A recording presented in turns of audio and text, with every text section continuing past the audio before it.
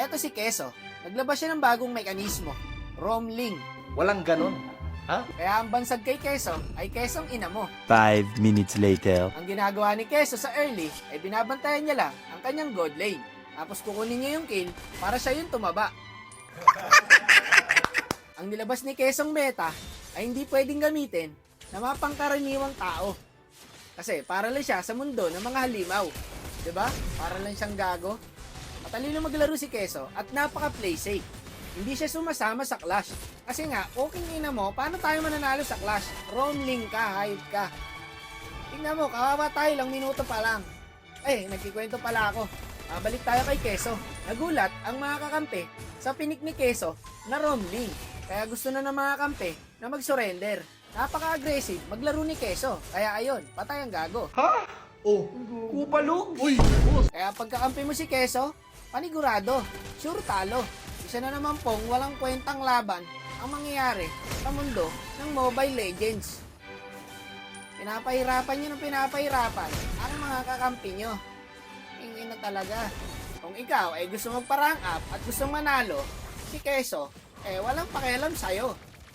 Malustrik ka dyan hanggat gusto mo. Ito nga pala ang ginagamit na item ni Keso pag nagro-roamling siya. Nang-answer na nga, nag-sky piercer pa. 'Di ba? Nakakaput na. Talaga. Paano tayo makakaangat? Honor talaga. Buwisit talaga tong rank na to. Sinusumpa ko talaga tong honor na to. Ang sasama talaga ng mga player dito. Nagkikwento pala ako. At dito, nakakuha ng kill si Keso. Pansin nyo ba na kahit naman kami sa standing, hirap kami sa laban. Yun ay dahil kay Keso. Kaya pag natalo to Keso, bablock kita sa ML. Dapat na talaga sa'yo Keso, hindi ka na pinapalaro kahit isang linggo man lang. Dapat gano'n na yung report. May combo nga pala si Keso na hindi kayang gawin ng mga normal na tao. Pag ulti niya, sabay petrify, tapos pwede na siyang mamatay. Ang tawag sa combo na yon ay babay star combo. Lilipad talaga yung star mo pagkatapos kumombo ni Keso. Patay sa akin to pre. Pinapanood lang ako ni Keso, tulungan mo ako. Gago, multi ka. May bumabanda, loko ka. Ang galing mo talaga, Keso. Pinabanda mo pa sa akin. Parang awa mo na, Keso. Huwag mo nang ilalabas tong metanga mo na to, ha. Awawa player sa'yo, eh. Patay to, boss. Di makakagalaw yan. Patay yata ako dito. Pag pumalag ako, ang sakit na ng audit, oh. Ang dami pala. Laglag si Keso. Parang ibon. Boss, huwag mo habulin. Kalma ka lang. Naku, may Kimi.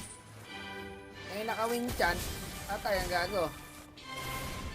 Hindi kaya guys. Ang hirap. Surrender na yung mga kampe, oh. Ano na, Keso? Maganda, matalo na lang to para ma-realize niya. Para magtino. Putang hirap ng ganito guys. Nakakatakot pag nasa honor ka, pre.